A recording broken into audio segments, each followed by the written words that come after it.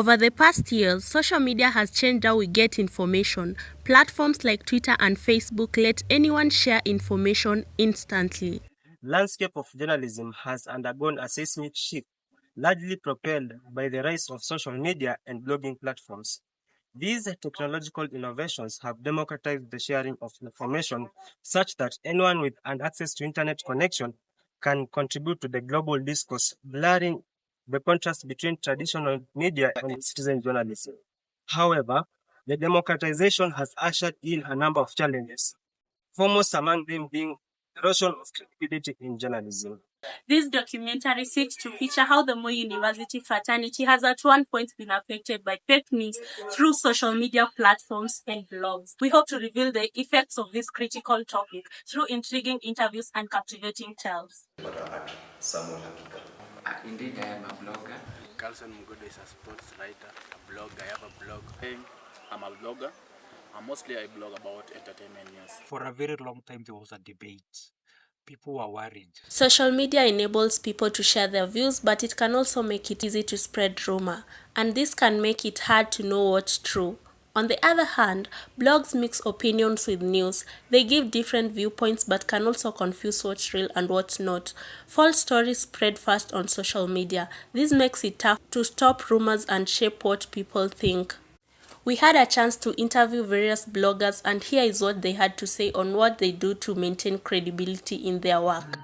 I am Samuel Musumu Buturi, a journalist in training, a leader in the making. Thank you for having me. My line of blogging is usually about emerging issues, persistent questions about life. For instance, philosophy. My line, I don't know if I should call it this, but philosophy of journalism. That is what I'm mostly interested in. The rights and wrongs of journalism as a profession. Journalism as a profession is one of the sectors of life that has been disrupted by social media and technology. So for me, how I try to maintain credibility, I know this might sound odd, but I usually don't go with the flow. For instance, the other bloggers is a particular topic they are interested in, but for me, I tend to look at the philosophical perspective of it and try as much as possible to answer the persistent question, not just going through with the what is trending in the day, but getting deeper the philosophical aspect of it. If there is a matter that I feel I should comment on at that particular moment, then I must base my article with facts from credible sources. Maybe if it's the statistics I'm using, I quote from the UN, or maybe from credible international organizations. Okay, and at any other particular point, have you ever done news stories or article that have landed more susceptible to credibility issues when shared through the blogs? Oh, yes. Unfortunately, I don't know if it is AI or what kind of technology is being used right now. For instance, I might choose to use a certain title for my blog, but once I share that online, it might be linked to a certain title, a certain sensational title. For instance, I've published on Opera News. There is a risk of that being misconstrued or even being used in another different context. Okay, you've said that you do a lot to ensure the credibility of journalism is adhered to. What measures do you employ to combat this information and enhance credibility in journalism with the realm of social media and blogging? I think I give 3 strategies that I use. Number 1 is to confirm the information that I'm verifying. Then number 2, before I share it, I've mentioned confirming. Then number 2, maybe I can interrupt politely. How do you confirm? Because many people or many bloggers there maybe share information without confirming. Maybe you could tell us how you use what application or what ways do you use to verify or confirm the information. Number 1, I first of all look at the site that has published that information. There are sites that do not have. Once you publish an article or a blog, it's not go through that rigorous process of editing and verifying if it is true. They just publish, they give it a funny title, and it's out into the public. But for me, I try and ensure I am publishing with credible sites, credible apps. Okay, so our last question. As a social media influencer or as a blogger, uh, what role do you play in shaping public perception in terms of news credibility? Thank you. First of all, I think I should mention that I'm also a facilitator, and I'm very passionate about fighting misinformation and disinformation. And I try as much as possible to share content along those lines, apart from holding classes on, as well as holding classes on how to verify information, finding out if an article is not factual. I also promote similar sites that I feel like they share credible information. And most importantly, there is this hashtag that I normally use: confirm before you share. Is that information correct? Because that will enable us to break that link in the chain of disinformation and disinformation. Okay, and not all people or not all audience are elite or learned. Some people maybe are used to radios and today they have access to mobile phones. What could you, what advice are you giving them in this diverse field where we have a lot of fake news, fake bloggers? Yeah. Number one, I believe there is just all of us who are using mobile phones, we should be able to subscribe to the ethics of sharing information. Is it truthful? Is it factual? Try as much as possible to verify the information you're sharing. And finally, there are even sites that are able to analyze and to inform you if the photo or the information that is shared there, if it is sensational, if it is deep fake. And most importantly, if you feel like the information is not correct, do not share on whatever platforms you are on. My name is Samuel Hakika on all platforms pale Facebook, utapata page Samuel Hakika, vile Instagram, X, zamani kitwa Twitter, pia LinkedIn, utapata pale pia there's a rock news app, post about stars, about habari, there's a sport team, michezo na kadhalika. So all those social media platforms tunapata at Samuel Hakika. I think it's item kwamba the maybe in Kenya, because of the board that manage journalism, the practice journalism that Media Council of Kenya, inafaa wana principles ambazo wataziweka kumbe kwamba every blogger bana anasifuata, kwa sababu say, because as I told you earlier, in the era of citizen journalism that everybody gives news, but again, a person to be given a charter ama to be allowed to produce news in the internet or everywhere, msana amekuwa allowed na the Media Council of Kenya. So it's high time, kana kwamba the Media Council of Kenya inafaa ingilie kati kwamba those people who are call themselves bloggers ama they give news the internet, they should be trained by the Media Council of Kenya, if not the universities, because maybe a person might at university, but again, they can give news. So I think the Media Council of Kenya, they should have an arrangement to make sure that these people who give news in the internet, maybe and in the blogs, the social media, they are well trained. Okay, so the question is, what role as a social media influencer or as a blogger do you play in shaping public perception of a news and credibility? Basically, some of the strategies ways ambazo nazitumia,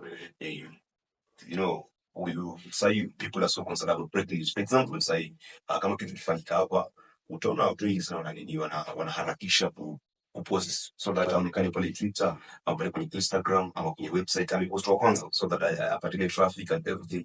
But again, I think we should check more on that for on my site. I have to check on insights and facts before I post. Though I'm posting or I'm updating on my blog, but again, I should be so sure of what I'm posting because they're going to impact that society. So basically, I think people should make one sort of accuracy and so that they can give information. They should be more concerned about accuracy. Okay, but you find some people who are not elites or they're not learning. That's why, and they have access to mobile phones and computers, but they are not skilled enough to know which site contains fake news or which site is credible. What advice would you give them, or what's your take on that? I think in the country, in Kenya, we have the mainstream media, the big media, because of course they have credible journalists who are well trained. Now, of course, before their news on their websites, on their blogs, and everything was very good. So peer plus, I don't want to mention a certain website or a certain blog because maybe it has a reputation. but again, the mainstream media, everybody knows about it. Zipo hapa Kenya zinatoa news. So as a blogger, or either you do social media blogging, or website blogging, or YouTube blogging, or everything, we have to make sure kwamba ile habari umepata credible, iko well packed, iko na evidence, you can validate. That means that una stuff mahali tumseme post social media, then you pick it, you want to post in the internet. Question combat attack confusion. So basically, it's for us. If you can't go to the field to look new news, then rely more on the mainstream media, also Snabulikana, and they give credible information. Kindly introduce yourself.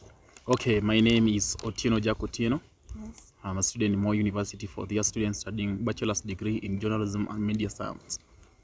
Yes, you told us you're a blogger. What do you mostly blog about? Okay, I'm a blogger. Mostly I blog about entertainment news. And what kind of social media platform do you use to upload your news item? Okay, mostly I do use TikTok, yeah, Yes. and Facebook. So I post videos on TikTok, but if I want to blog about something that I want to express in words, I use Facebook. And why those social media platform and not Instagram or YouTube or Twitter or X? Okay, you know about TikTok, people do love TikTok, and they Yes. spend much of their time in TikTok watching. Yes. So if I've used the right hashtag, I'll get viewership. And then Facebook, you know, Facebook is diverse. All type of audience are there in Facebook, and that's why I love. And you know, those people who are on Facebook, they love reading. So when I want to put something in word, I use Facebook account. Okay, yes. And then we are talking about the issue of news credibility. Yeah. You say that you blog, and before uploading that news item or the content on your social media platform, how do you ensure that the news is credible before sending it out to your audience or to the people who follow you up on the social media platform? Okay, first I do follow some of the traditional news outlets, Yes. mostly TV and even radio. So, and the credible ones, the verified ones. So whenever I see their posts on entertainment, Yes. then I counter check from. I can't just take.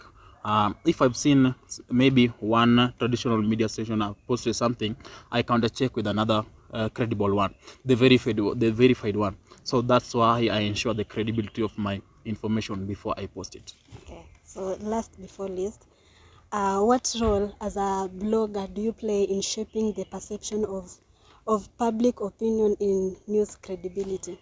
Okay, recently we've had a great challenge dealing with misinformation, disinformation, and malinformation. Yes. So as bloggers, we ensure that whatever we post is credible, and this one will be made sure to our audience by quoting the sources we've gotten our information from. Yes. And also, even if they have Twitter handles, even if they have any link, we do embed with them with our content. Yes, thank you for your time, Jack.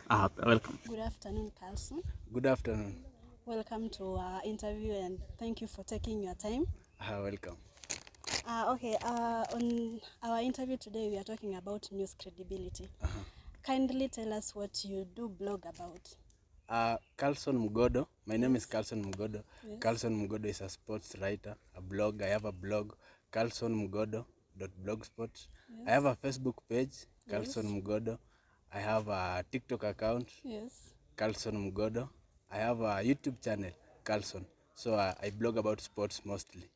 So you blog about sports mostly, which means that most of the content you upload it on Facebook. Yeah, Facebook. Why Facebook and not any other platform? You know, on Facebook, you have the ability to reach a diverse audience. Yes. You can reach people who don't know you, but platforms such as WhatsApp, watu wenye umesave peke, Yes, they ndio only wataview. close No, but at the Facebook, you get people. You can Yes. get a wider range of audience. Yes. On to our next question. How do you ensure that the sports news you want to upload on your Facebook is credible? First of all, for example, for me, when I'm home, when I'm not in school, I go to the field by myself. I collect news. I take pictures. I talk to the coaches Yes. and players. I know the real thing. You know, I upload what I know it is true. And about content. For example, Manchester United is playing Champions League. You cannot go to London, so you source for those credible sources. For example, Fabrizio Romano is a journalist, is an award-winning journalist, is a credible source. So you post credible content, content that is not misinformation, it is not fake news. Post something that is credible so that the audience can have trust in media or in blogs. For example, you can verify your sources of information. We have verification tools, digital verification tools. For example, Google reverse image search, you can verify your image. You have TinEye and other verification methods. You can verify from credible sources. As we said, Fabrizio Romano, in terms of sports, Kenyan sports, local sports, we have people like Kelvin Tea. He tackles the Kenyan sports exclusively. So that's it. Wow, you have wide knowledge in sports. Thank you for enlightening some of us who do not have an interest or know anything about sports. Thank you for your time, though. Okay, welcome. Due to the increase of numbers of citizen journalists, there has been an increase of fake news being passed around. This is because most of the citizen journalists don't know the ethics that should guide them when posting things online. And most of the people have been victims of fake news. We had a chance to speak to Damaris Acheng, who has at one point been a victim of fake news. Let's take a look on what she had to say. My name is Damaris Achieng. I'm a fourth year student at University. Yeah, I usually use social media as a means of, news consumption. Mostly the platform I use is Facebook. Yeah, and I have some pages that I usually follow. For example, Citizen Digital, Kenyans, .co.ke, and The Nation. Not from those platforms specifically, not pages, but last week, for example, I had fake news about Nation Media Group about them laying off around 600 employees, which happened to be fake news because later on they issued a statement about the issue stating that it. And from such kind of the misinformation you thought, did it change your perception on how social media uses in terms of its ability? Yeah, actually, due to the increasing number of citizen journalism, nowadays it's really hard to tell which information is true and which one is actually false. So social media, yes, we use it for news consumption, but you have to be cautious because you don't know which platform, you don't know which pages are actually true or the information is actually true or false. Which brings up the question is it easy for you to distinguish between the fake news and real news, or in terms of the social media, in terms of using social media and blogs as a way of consuming news? It's actually hard because it's actually hard, but you try to like look for those pages that usually verify their news. For example, the traditional platform, they have to verify their news before they just broadcast it or they publish it. For example, there are some of the bloggers that they publish the stories to attract audience just to click on the links, the clickbait issue. So it's really hard to tell which blogger is actually telling a story that is actually true and which one is not verifying the information and they're just publishing for the sake of publishing.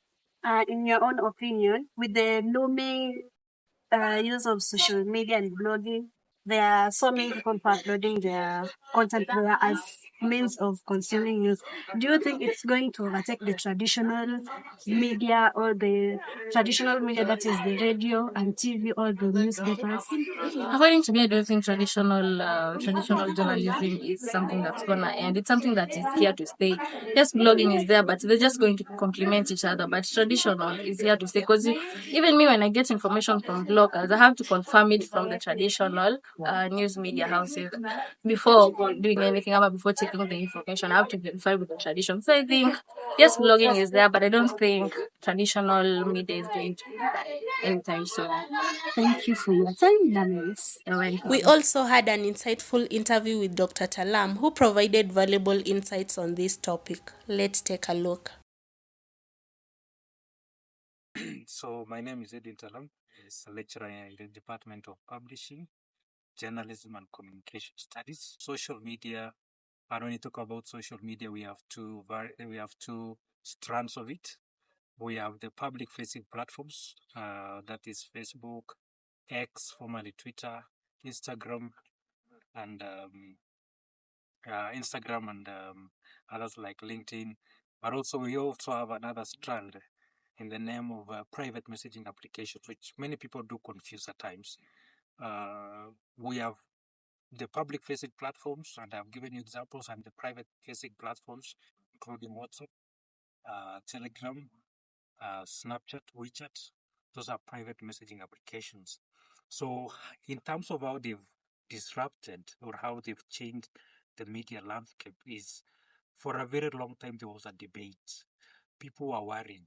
There was one group that, of course, felt that these digital platforms will completely displace traditional media. That group was called the pessimists. And then we had another group of people who were arguing that that social media, including private messaging applications, would complement traditional media. That group, they were known as the optimists. So today, if you ask me, I would say that just the same way we had this kind of fear when M-Pesa came into being, where banks were jittery about it.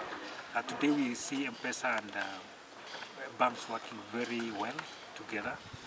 And we've also seen that, social media has expanded the avenues for news and information exposure in unprecedented ways, so that we have traditional media who have very huge following on some of these digital platforms. So apart from that, apart from mainstream media taking a center position in online dissemination of information through their pages, we also have individual actors who have seized the opportunity to use these platforms to create content and to share information within their own network. So I think for me, it has expanded news, information, entertainment, exposure avenues like never before. Okay, and another question is that recently we've seen there are very many bloggers. Some of them are not professionally trained. In the process, you find out that there is a high rate of misinformation, malinformation, and things like that. How would you advise people in terms of following the media, the mainstream media and the blogging? Yeah, thank you again for that question. Just to give you a brief background, Yes. In 2007, during the post-election violence, that is when blogospheres, or we call them blog spots, many people experimented with blog spots in 2007, 2008, when, of course, the government banned live coverage. So we have scholars who experimented on Ushahidi platform, where people were trying to document the atrocities and things which were happening in different parts of the country. Remember, many parts of the country were going through some difficult moments. Some people were being evicted, some people were being killed. So that is when people started experimenting with blogospheres, or the blog spots. So blogs are not entirely new thing. They've been there. So we've seen the benefits of blogs. Blogs, I think, has in a way democratized how people package and disseminate information, so that we now have people, in Kenya, when people call you a blogger, they think that they're insulting you.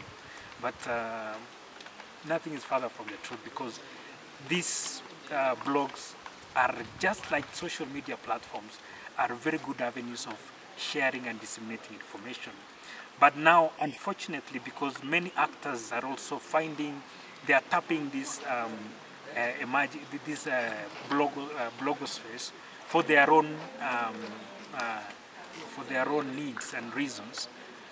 We've seen the entrance into the fray of people who have other interests which may not be necessarily to inform objectively, but some people are there for some maybe monetary values. Remember, people are able to monetize content through these blogospheres.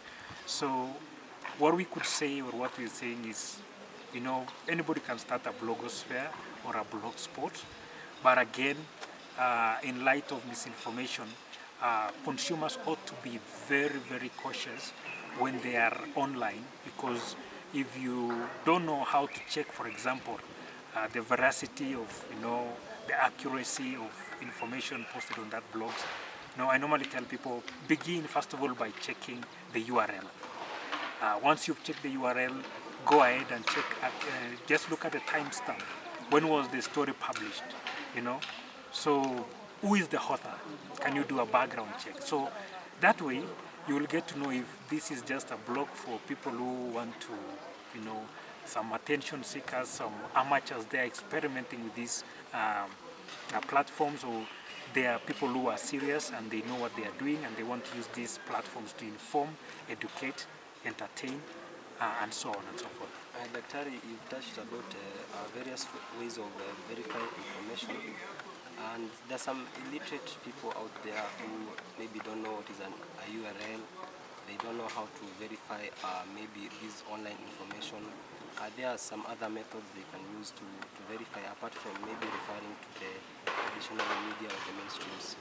Yeah, the first line of defense is to actually cross-check what you've read or what you've watched vis-a-vis what, if that same story is actually has been carried by the mainstream media.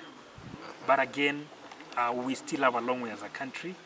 We have, at least I've heard of debate. People are now embracing media and information literacy campaigns where they want to create awareness. Media literacy is still very low in this part of the world.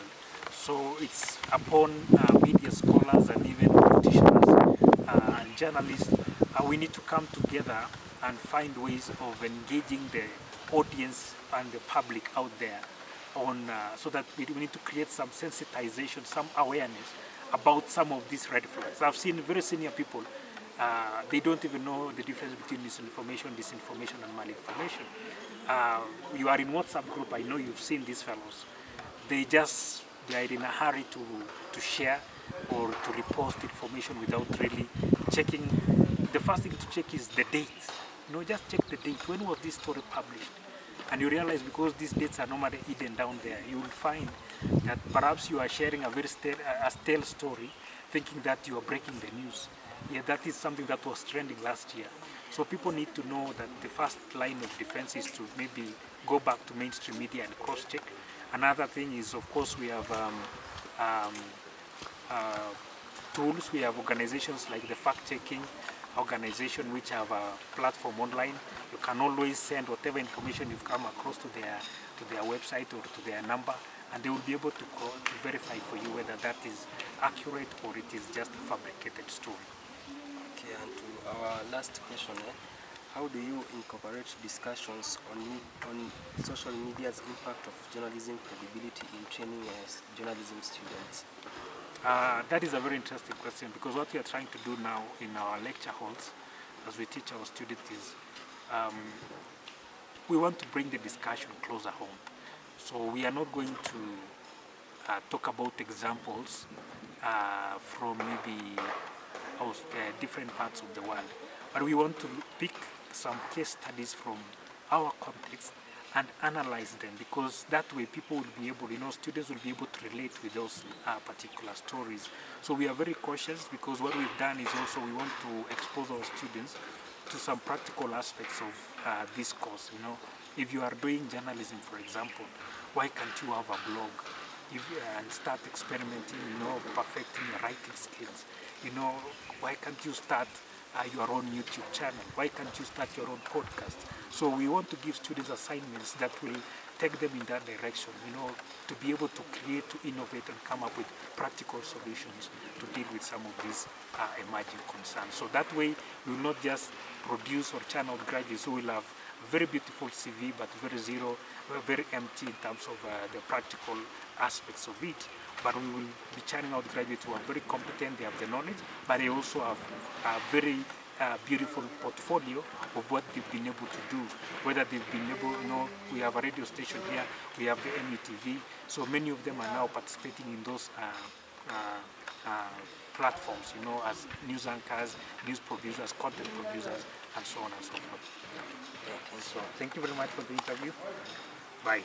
Blogging, journalism, and social media have evolved, but things like sensationalism and fake information still persist. Thus, it's crucial for one to verify information before they post it online to ensure honest journalism. As we think about how social media and blogging affect news trust, the challenge is to find a good balance. By being aware and responsible, we can keep news trustworthy in the digital age.